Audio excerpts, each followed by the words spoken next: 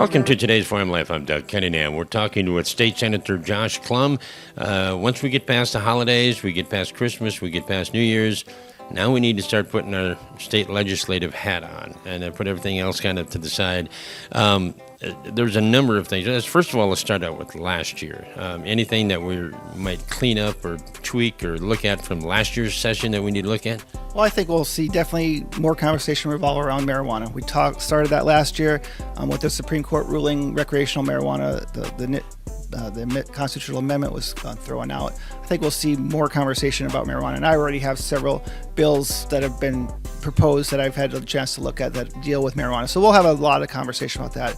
The other big thing that we'll deal with is the one-time dollars that we'll see due to the large budget surpluses, both through unexpected economic growth and the COVID dollars that have come from the federal government that supplement some of our state spending that needs to happen. So as a result, we have quite a few, several $1 million worth of one-time dollars that will have to be spent on different projects throughout the state. So that's kind of a look back at last session, but it's also part of this ongoing session. Yeah, and part of that, the one-time money, I'm assuming, is what comes to mind right off the bat, 6% increase for teachers across the state or state employees. Right. So the 6% increase is part of this the 2023 proposed budget that the governor's proposed.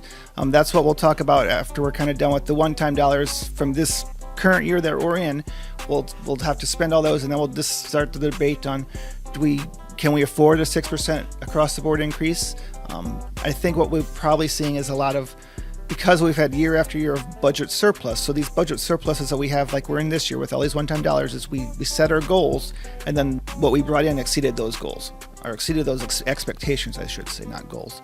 So because of that, then we have to, I think she feels that because we've done that so many years in a row, it's probably safe to bump that expectation, or that guesstimate is what it really is, of how much money we're going to bring in. She can bump that up, and therefore we can have that 6% increase of ongoing dollars with which we can use to pay state employees and fund education and stuff like that. With these one-time dollars that we have to go back and deal with, you can't do that because they're one-time. You can't pay people ongoing salaries with one-time dollars. So it's kind of it's two parts of the same money game, but we have to play them at different times. So some of that's lingering from last year that might, and it also deals with this. They kind of mesh together. How about this year? Anything? Are we just collecting data at this point, or are we get our eyes set on something?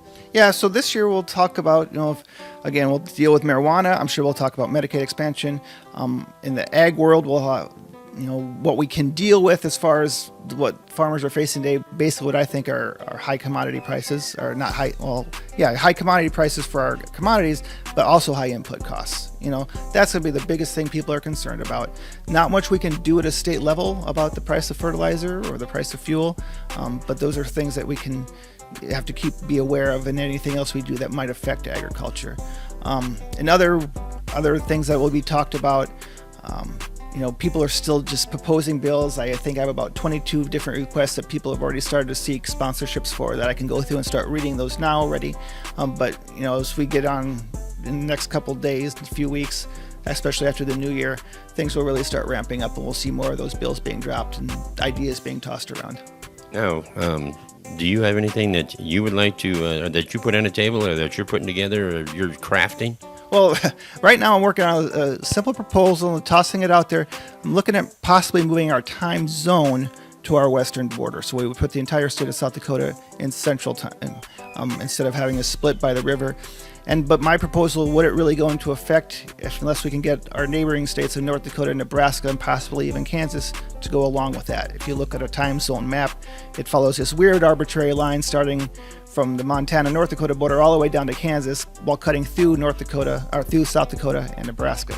Doesn't make a whole lot of sense.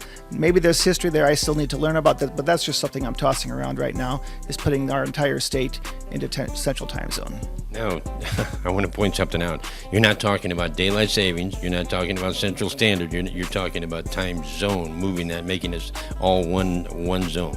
Yes, so not talking about daylight savings time. I know that seems to garner a lot more fire in people's bellies when you talk about the changing the daylight savings time. But no, I'm just talking about time zone. So we got, Pacific, Mountain, Central, and Eastern time, and I'm just talking about expanding the Central time zone to moving it to the border with Wyoming. How about, I know there's been the redistricting, there's been the Attorney General, there's been some number of issues, special sessions and things. The atmosphere, have you noticed, is it different from other years, or is it just same old, just political? It's probably just political, just new issues that make it political. The Attorney General's impeachment, I can't speak a whole lot to that because currently it's in the House. I'm in the Senate, and I won't even see it unless they actually go through and do impeach him. Then the Senate would come through and serve as a jury, and so we would hear that whole case then. But until then, the Senate has nothing to do with that. But as far as the tone that's sitting in the legislature, I haven't really been around my colleagues a whole lot since the special session, and we were there a few hours for the governor's budget address, so we didn't have a whole lot of chance to talk with a lot of people. But I think it's pretty much, we are aware of that what we do is a political event, and we come with that in mind, and we just know that we have to work through those issues. We'll agree on some things, we won't agree on others. When it comes to redistricting, I serve as the District 20 Senator, which currently composes Aurora, Davison, and Gerald counties.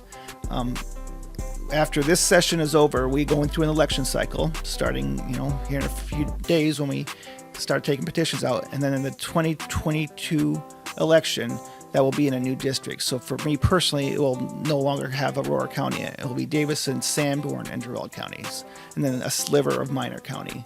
And that's just the way the redistricting lines worked. And so for me, is really the only people that it affects, people like us who run for office, because it just tells us where we have to campaign. For the person out there watching this or listening, they can contact any legislature later they want to have something, if they need help with something, they know someone personally. It doesn't have to be in their district. It's just this map tells us where we need to campaign. And so that's what I'll be doing this summer. And I miss working with the people in Aurora County. They've been a great county to work with, and I've made a lot of good friends over there. Doesn't mean I can't still help them. It just means I probably won't campaign there anymore. How about one more thing? I guess when you go into the session, do you brace for it? You get ready for it, or do you go in pretty lackadaisy and you kind of see what happens? Well, you try to do both. You got to be, what's going to come sometimes, and then when you don't, you got to be able to, okay, this is what we're going to talk about today. So you got to be able to go with that flow.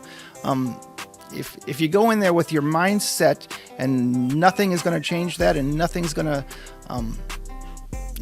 make you move, you're probably going to get run over, And so that doesn't mean I'm changed my values and who I am and what I believe in. It just means that, well, I guess this is how we're going to tackle this issue. It's not what I would have expected or done, but in order to accomplish a task, we have to be able to work with each other. Some people have a hard time doing that, and you see they kind of get pretty frustrated or something because they just can't seem to get what they want done. Doesn't mean that they're bad legislators. You just got to be able to read the room, read your fellow legislators, and say, now's the time to push, or I need to step this back because I'm just going to make something bad happen if I keep pushing too hard. That kind of thing. You got to be able to read that room. Well, I do appreciate you taking some time. That's one of the things I like about living in South Dakota. Legislators are very, very accessible all over the state of South Dakota, and yourself included. Well, thank you. I appreciate you coming and having this conversation with me.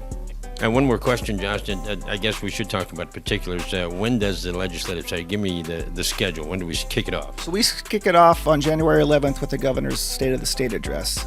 I'll probably go out the day before to get stuff ready and with the committee and all that. But then the first week is usually governor's State of the State, and then we have the State of the Judiciary, and then we'll have the State of the Tribes the first 3 days.